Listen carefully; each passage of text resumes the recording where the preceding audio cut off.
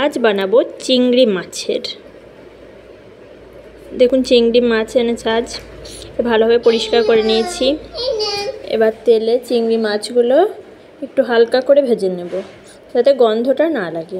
সেই জন্য একটু হলুদ আর একটু নুন দিয়ে চিংড়ি মাছগুলো ভালোভাবে ভেজে নিচ্ছি।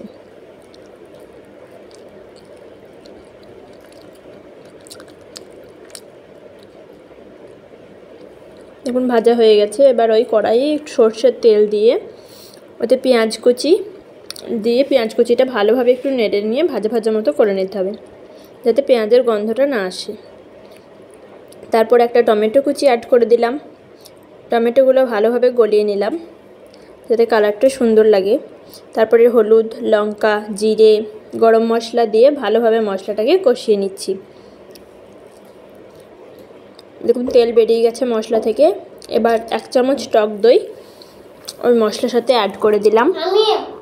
তারপরে চিনি অ্যাড করে দিলাম যাতে টক দইটা দেওয়ার কারণে টক না লাগে।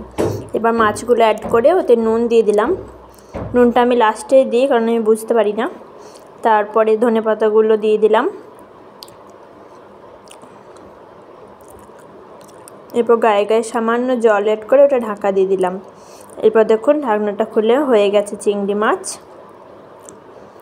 ভাতের সাথে ট্রাই করুন, খুব ভালো লাগবে। ভালো লাগলে কমেন্ট করুন।